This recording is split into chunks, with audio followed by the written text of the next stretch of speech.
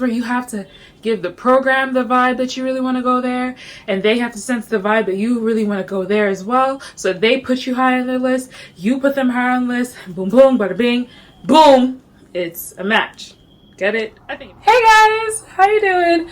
I feel like part of my room is messy, so but the thing is I'm still wearing my scrubs and I kind of refuse to take them off right now because I'm like dancing around. I just wanted to talk real quick. Can we talk? I think we can talk. So, how are you guys doing? I'm doing great. Should I introduce myself? Hi, my name is Tracy A. I'm a fourth year medical student. I'm also status post like step 1 failure, status post dropping out and not telling my Nigerian parents, status post using the year to have depression and then get my life together, lose 40 pounds and start dating, status post third year over and I applied OB. Okay, seems like you're caught up. I don't know, I'm just feeling a burst of energy. I'm just like super grateful. I just feel good. Yeah, I think I just feel good. So I did my rank list, right? I don't really know. Actually, let me sit you down. My arm is hurting. I don't know. Is it focused? So I look decent. Honestly, I hope you guys like.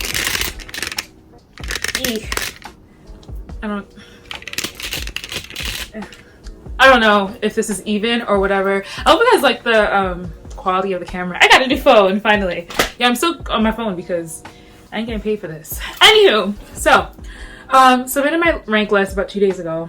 I'm still probably going to touch the rank list, open it up again, look at it, stare at it, pray on it again, submit it, certify it, all that stuff. But wow, we've come so far, you know? I think the scariest part about submitting a rank list, for me personally, I don't know about everybody else, but it's the concept of actually feeling like you have some sort of control in your life. I feel like for a large part of my life, most of my life, I never necessarily had control over every single detail.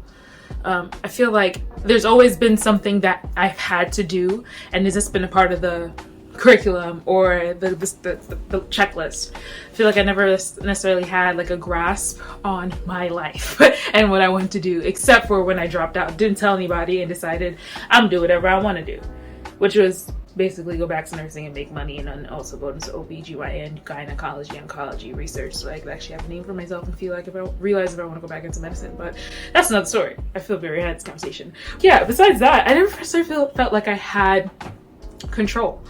My curriculum, my extracurricular activities, my schedule, everything was determined by an adult. And right now, I'm an adult. It doesn't even make sense. Like, I just got a credit card for the first time in my life. Like, I'm really doing really bad at this adulting thing in some aspects, just because I've never had full control. And now I feel like this rank list is like me having some control over this match.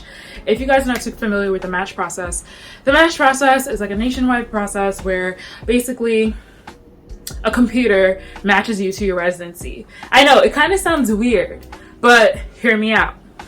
So basically, after you have paid money to send your interviews out to a multitude of residency programs give you the interview. After you do the interview, you are allowed to rank those places that you interviewed at. You put in the list from like where you want to go the most and where you want to go the least.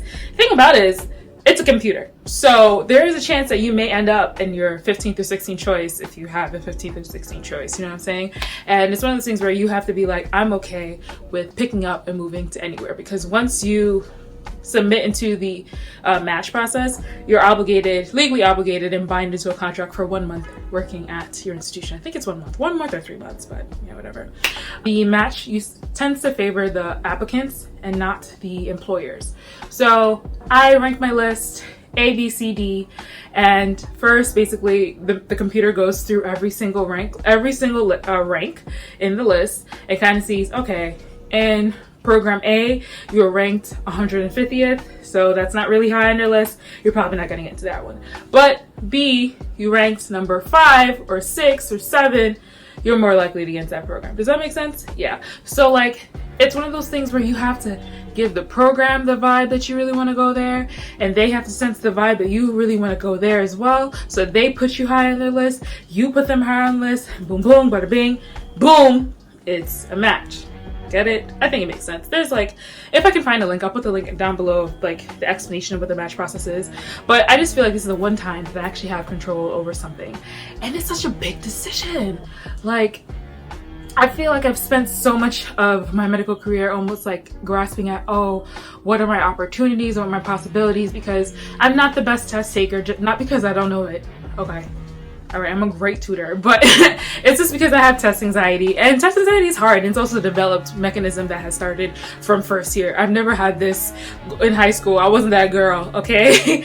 I was a girl that got 96, 97, and never got below that, and that was just the way it was. Once I got into my program, that's what happened. With the very negative space that the school puts, I don't know. I feel like a lot of people's experiences in this school is very different, but along the same guidelines of they don't really treat you like you are worth anything. So, you know, that condescending concept, that condescending thought process of like, you are not going to make it, you're not this, you're not that. I got a lot of that, and that feeds into your self-esteem. It feeds into the way you think you can maneuver through the world.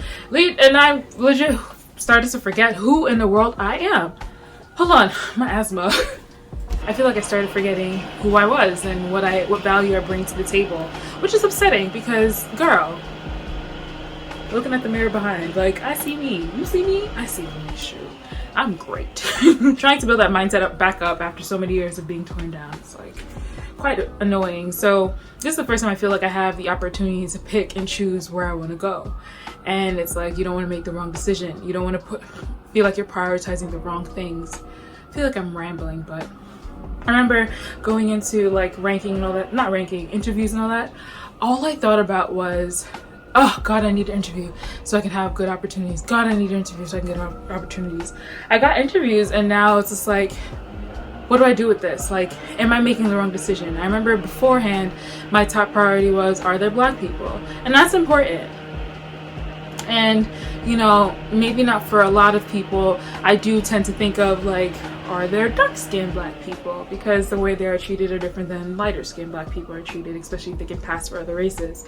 So, you know, being that there are like 2.5% of all physicians in the country are Black women, it is a big deal, and it's a lot more scarce than I would have thought, just because I'm in New York City. I see so many Black faces, and I'm in a school where I see so many people just like me. It kind of dwarfs your mind a little and contorts your thinking into thinking, your brain into thinking that this is the norm when this is abnormal. Having 10 plus Black people in 1 year and it's not an HBCU, hella abnormal, let me tell you. Like, I'm thinking of all these programs like, yo, like what do I want to prioritize? Do I want to prioritize my education? Do I want to prioritize my mental safety? Do I want to prioritize location, the pay, the benefits? Look, I'm single as a Pringle, looking to mingle, and God ain't blessed me yet. So like, I don't necessarily have to think about those type of benefits, but I do have to think about things like, I'm about to turn 26 in a month. I have to get my own health insurance. Like, mind blown, okay?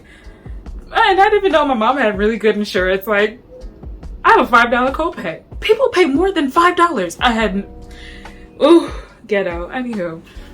So like, there's so many things that you have to think about going into these things. And I feel like at first I was like, I just want Black people, just want Black people. But you know, initially, man, that's at the bottom of the totem pole for me as of right now. I just want the access to a large amount, like education. I feel like my school,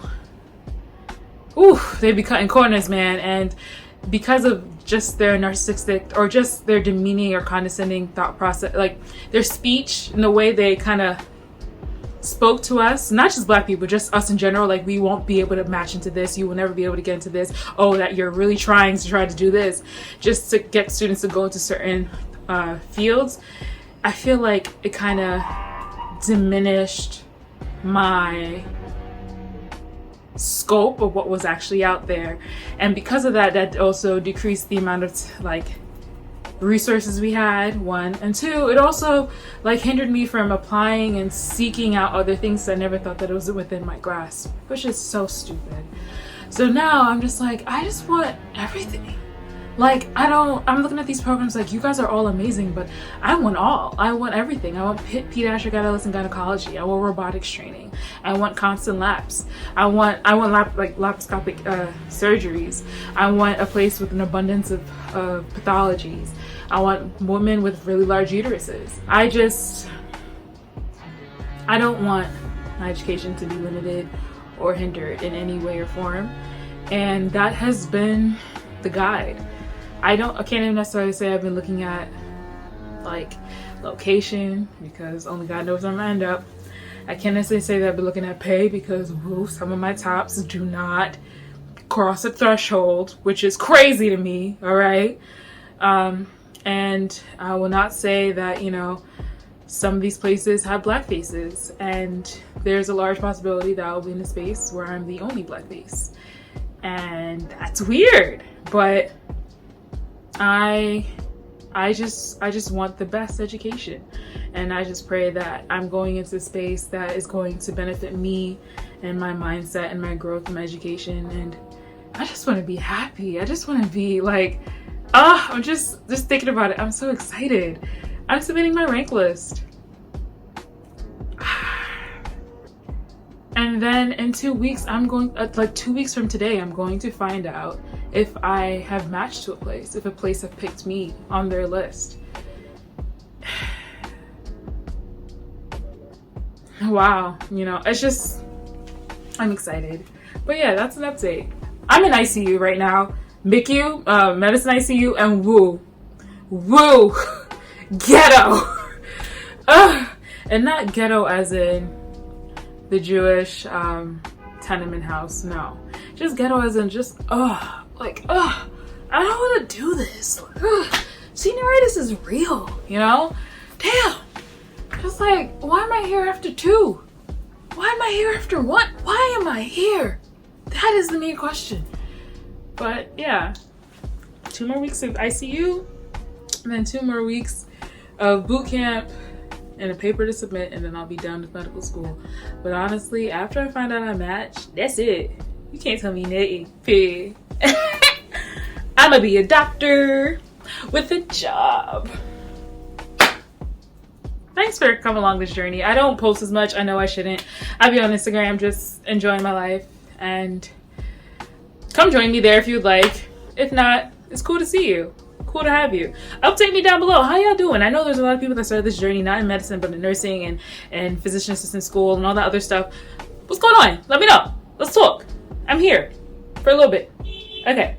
Bye. Oh my gosh, I'm about to be a doctor at the job. How weird. Happy Monday or whatever day this is. Have a blessed night. Bye.